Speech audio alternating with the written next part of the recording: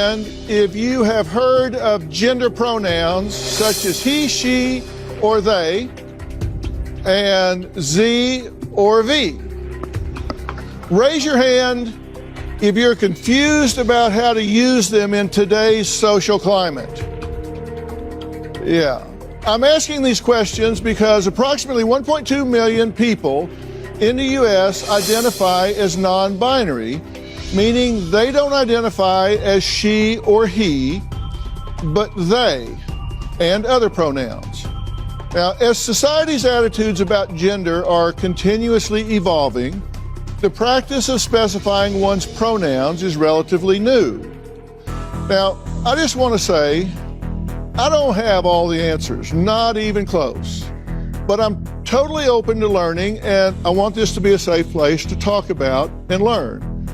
But not every person is on board with this new movement. Half of Americans say they feel very or somewhat comfortable using gender-neutral pronouns, while 48% say they feel very or somewhat uncomfortable using them. Now, this growing debate regarding the use of pronouns has this country pretty divided. Take a look. Controversy tonight over a new policy on how gender identity is addressed. You may notice it at the bottom of your emails or in Zoom meetings, the listing of pronouns next to someone's name. When should you use the pronouns he, him, or she, hers? UCLA's Wilson Institute estimates just under 0.5% of us are non-binary, meaning neither male nor female, or identify with a gender not assigned at birth. Point Park University in the middle of a national dispute over pronouns. Point Park warns students if they use the wrong pronouns on a student, if an individual is impacted in a harmful way, action could be taken.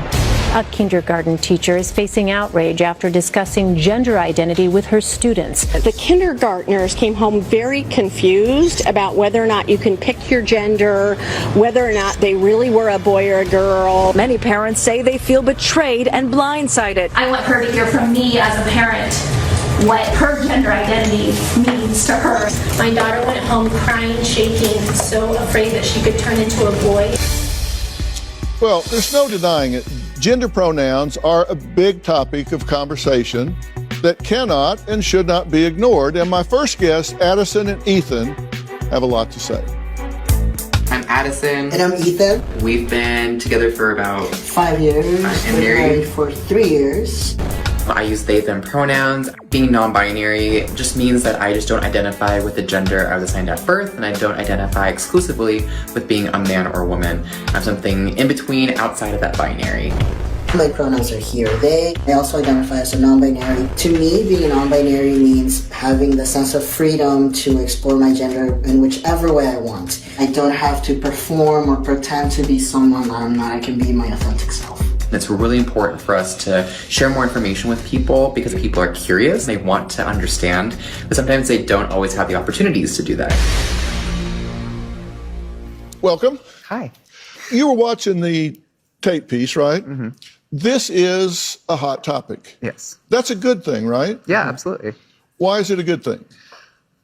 I guess because it creates dialogue and it invites conversation to learn about other people. Yeah, and I think a lot of people are really confused about gender identity in these times, and it's good for us to have these conversations so people open their minds and relearn and unlearn to what we've been taught. Right. And Addison, many people think gender pronouns are exclusive to the LGBTQ plus community, but that's a misconception, true? Yeah. Well, everybody has pronouns. Like, you may use he and him as your pronouns, right? I use they and them as my pronouns. We all may have a certain gender pronoun too, but I think it's important for people to understand that for trans and non-binary people, we often change our pronouns to reflect who we are when we come out and be who we are. How do you explain the difference between sex and gender? I consider sex to be our biological makeup. Our chromosomes or hormones, our genitals is a biological makeup. But our gender is more of an internal sense. So think of it like this. Sex is what's between the legs, and gender is what's between the ears, right? It's how we see ourselves on the inside. Okay. And that's something somebody can't know. Gender is something somebody can't know just by looking at somebody. Nope, yeah. Because everyone is going to present and express themselves in a different way. I know it's very confusing, right? Everyone's like, what is going on? But it's really, about us breaking that assumption that we can tell someone's identity, someone's story, their pronouns, even their name, just based on how they look, right? Yeah. And so how does someone ask? How does somebody clarify that? Ethan, what's the best way? What's the most comfortable way? I think for me, to create a safe space for people to share their pronouns, I will say, hi, my name is Ethan. I use he or they pronouns. What about you? I think it's really important for us to recognize other people's pronouns because, again, we can't make that assumption. But for so many people who are cisgender, meaning that you do identify with the gender that you were assigned at birth, you're not transgender or not non-binary, I think a lot of people don't even question their pronouns because we already use them and it's already assumed correctly. Mm-hmm. But for so many trans and non-binary people, that isn't often assumed correctly. So we need to take the time to get to know people. Cisgender, it says adjective that describes a person whose gender identity matches or aligns with the gender he or she was assigned at birth. Now, this would be what has been traditional for centuries, right? Mm-hmm. Why does it need a term? If we don't use that term, then we end up saying maybe real men or normal men or regular men, right? Or we just say men, and then we say maybe transgender men, right? And the thing is that we need to realize that trans women are women, trans men are men too. And so we just want to have a term for that privilege, that assumption that your gender identity is going to match the one that you were assigned at birth. All right. And then transgender, adjective, describes a person whose gender identity does not match or align with the gender they were assigned at birth.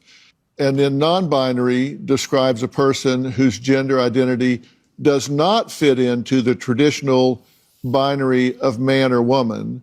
And that term can be abbreviated to, and how do you pronounce that? NB. NB. NB, yeah. Okay. And explain that.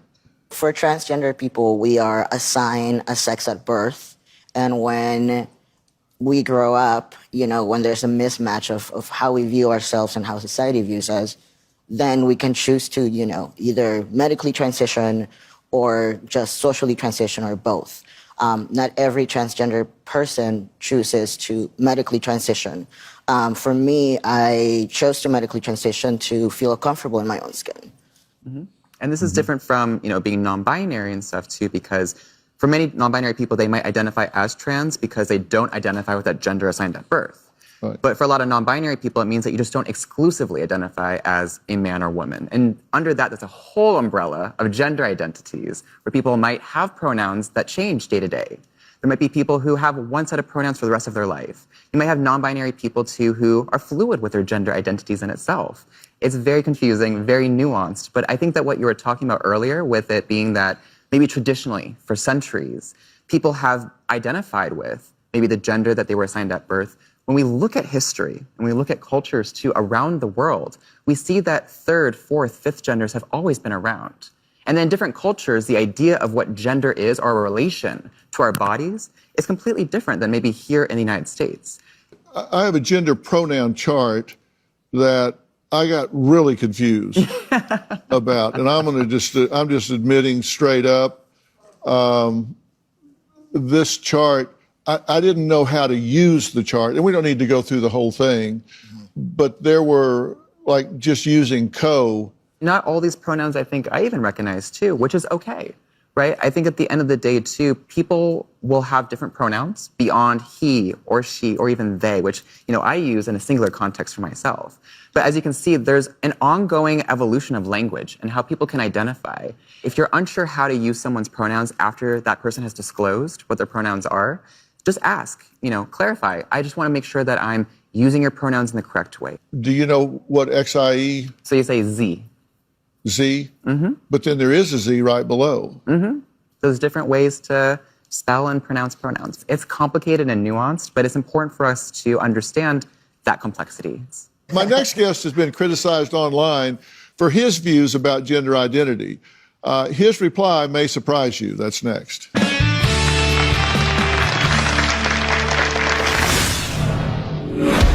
You don't get your own pronouns. So you think it's a delusion if they decide that they're different than they were biologically created? Yeah, I think it's delusion. It could be mental illness.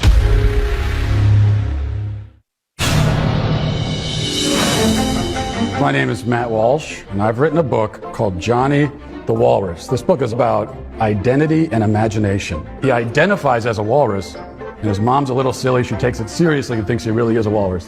So she went on her phone, and there are people telling her that this isn't pretend, he's really a walrus. And his mother takes him to the doctor to have him surgically transitioned and gets him walrus hormone pills, and then eventually tries to drop him off at a zoo to live with other walruses.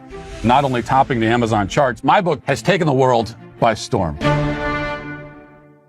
Well, you just saw my next guest, author and conservative host of Daily Wire's The Matt Walsh Show, talking about his recently published children's book that has since been removed online by a popular large retail chain. Now, Matt says gender is not a social construct, but rooted firmly in biology. True? True, absolutely. Well, actually, just to clarify, and with all due respect, but most of what we just heard in the previous segment was total nonsense, which is why when you were pushing for definitions and that sort of thing, they were not able to provide it because it's just nonsensical. Sex, well, as human beings, we have a sex, male or female. That is a biological scientific fact. Now, gender is a linguistic term. Words have gender. People don't. You're saying that there should be no construct of gender, just sex. You're either male or female. Right. And someone feeling in a mental, emotional way that they don't identify with the sex that they have been biologically created as and assigned at birth based on their genitalia. If they don't feel that way, that there's no construct that describes that, experiences that. Well, that's got nothing to do with the realities. You can feel however you want. I mean, I could sit here and say that I feel like a tomato plant, but that doesn't mean that I'm actually in those things. So your self-perception, you can have whatever self-perception you want, but you can't expect me to take part in that self-perception or to take part in this kind of charade, this theatrical production. You don't get your own pronouns, just like you don't get your own prepositions or your own adjectives. You know, it's like if I were to tell you, my adjectives are handsome and brilliant, and no matter whenever you're talking about me, you have to describe me as handsome and brilliant because that's how I identify. Makes no sense. You don't get your own pronouns. That's grammar. That's language. So you think it's a delusion? Someone is self-delusional. Yeah, I think it's delusion. It could be mental illness. It could be it's a lot of different things. With children, wow. You know, there's also just a basic confusion that all kids have. Like that's why when you hear a parent say, "Oh, my 4-year-old son came to me and said that I'm a girl now, and so that's what I'm gonna raise him as a girl." No, you're a 4-year-old. I have 4 kids. When a 4-year-old boy comes to you and says, "Oh, I'm a girl," here's a good follow-up question: what is a girl? Ask him what he means by that. What do you mean by girl? And when you ask him that, here's what he'll tell you. He will tell you what he really means is that he wants to do some of the things that girls do, like play with the dollhouse, or you know, he likes the color pink. That's fine. Play with the dollhouse, but you're still a boy. And that's a question I would like to throw out to other members of the panel, actually, because just like the 4-year-old can't answer what is a girl. Well, this is one of the problems with this left-wing gender ideology is that no one who espouses it can even tell you what these words mean. It's like, what is a woman? Well, can you tell me what a woman is? No, I can't. Because it's not for me to say. Womanhood looks different for everybody. What do you define a woman as? An adult human female. And what does a female mean? Well, how do you define a female? Someone with female reproductive organs. Okay. Someone who's, here's the thing. When you're female, it goes right down to your bones, your DNA. So that's why if someone dies, we could dig up their bones 100 years from now. We have no idea what they believed in their head, but we can tell what sex they were because it's ingrained in every fiber of their being. Interesting. So I'm trying to understand. Your definition is that a woman is someone who is female, you said, right? Correct. Is a biological female. So what happens if we have maybe someone who is female, identifies as a woman, right? Cisgender woman, right? As you just explained, maybe doesn't have the ability to reproduce. Maybe doesn't have those organs that you're talking about that are reproductive organs. I have answered the question. You stood up here and said trans women are women. Yes. Tell me what you mean. What is a woman? Womanhood is something that, just as Ethan explained, I cannot define because I am not but myself. You used the word. So what did you mean when you said trans women are women if you don't know what it means? Right. So here's the thing. So I do not define what a woman is because I do not identify as a woman. Womanhood is something that is an umbrella term. It includes people that describes what? People who identify as a woman. Identify as what? As a woman. What is that? Was to each their own. Each woman, each man, each person is going to have a different relation with their own gender identity and define it differently. And so trans women are women too. Okay. And you want to hold on. Trans women are women. You won't even tell me what the word means, though. So you that's want to the problem. reduce women. You want to reduce men down to maybe just their genetics, our genitals, our chromosomes. Right? That's what you're saying. What you want to do is that's what you want to do is appropriate women. You want to appropriate womanhood. Okay. And turn it into basically a costume that could be worn.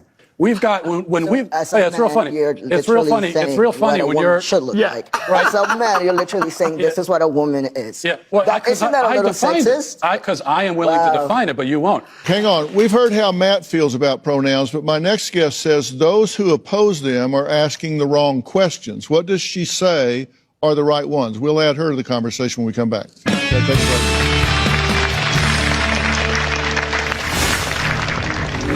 You can laugh all you want, but this is a logical problem. You are conflating sex and gender. There's biological sex, and then there is gender identity. Part of me wants to ask why you care so much.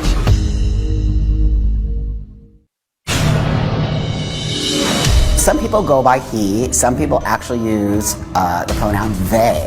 I'm not a she. I'm not a he either. It's really about what sort of feels good to our ears when we hear it. I refuse to use pronouns that do not apply to biological sex. Pronouns are important because they indicate a degree of respect. You can avoid mistakes by just saying them, theirs, they. If you're unsure about somebody's pronoun, ask, hey, what are your pronouns? You cannot force people to call you what you want to be called. Their gender is still valid regardless of whether or not you understand it. Well, we've been talking about the great gender pronoun debate that has the country divided, just almost 50-50. Last segment, Matt made his case against people using what are called their own pronouns. But my next guest says the opposition is taking the wrong approach. Joining us on stage is Dr. Susie Denbo, Associate Professor at Kent State University with a PhD in communications and expertise in gender, sex, and feminism. Now, Kent State has been recognized among the nation's most LGBTQ plus friendly universities. Now, doctors, thank you for being here. Yeah, I'm glad to be here. You've been listening to everything that we've been talking about. So, Dr. Denbo, how do you feel those who oppose using pronouns are taking the wrong approach in this conversation? I think there's the extreme approach that you are admittedly taking. And then there's also just ordinary people that might not be comfortable with the language change. And it just is awkward. And so they're afraid of not being courteous or being accepting. So there's like these two things. There's actually combating and not being, you don't like transgender, the idea of transgender. That's different than pronouns. But then just for most people, it's just feeling a little bit awkward and unsure and not wanting to hurt or offend somebody. Well, why is it important for educators to teach about gender identity, gender presentation, and pronouns? Why do you think that's important? Because there is a difference. There is biological sex, and a lot of times people are conflating sex and gender. So there's biological sex, and then there's gender, and that's a social construct in the sense that just because you're born biologically a female doesn't mean you automatically want to vacuum, for instance, which is usually a feminine activity or conflated that way. And so it's this idea of giving children in age-appropriate ways an understanding that these things aren't set in stone. Gender identity is not tied to biology. You say that gender's not set in stone. It's not. What do you mean? I mean, that's just factually incorrect, saying that. So you have biology is the chromosomal makeup and reproductive organs and all of that. And so that would be sort of the nature side of things. But the nurture side of things is where we see more of gender identities. She began by saying that my view is extreme. Okay, so the view that every single person on Earth has held up until 15 seconds ago is extreme, and the view that almost everyone does right now still hold is extreme, apparently, according to her. But there is this they are conflating gender and sex, because on one hand they say, well, you got your biological sex, but then your gender is whatever social construct. But then they turn around and say that trans women are women. So a man who identifies with the gender, the social construct of womanhood, actually is a woman. So if you can laugh all you want, but this is a logical problem. You are conflating sex and gender just by saying that. So that's the problem. There's biological sex, and then there is gender identity. Part of me wants to ask why you care so much, because it's really not that big of a deal. Oh, yeah. Can I answer that? I'd love to answer that question. I care about the truth. So basic truth matters. I want to live in a society where people care about the truth and we're grounded in truth. Right. I care about children, and these insane ideas about gender are being foisted on kids, and that bothers me quite a bit. I care about the women who are having their opportunities stolen from them. I care quite a bit, yeah. You are a champion for women. I'm more interested in creating a productive space where we can try to build some kind of an acceptance around other people, and exposing children to different ideas around gender identity, I don't think is a problematic thing with parents being involved. My next guests are parents who say, no way should children learn about gender pronouns at an early age. Not under their watch. They say if this is going to happen, it's the parents' job, not teachers. One pulled her kids out of school. We'll meet them after the break.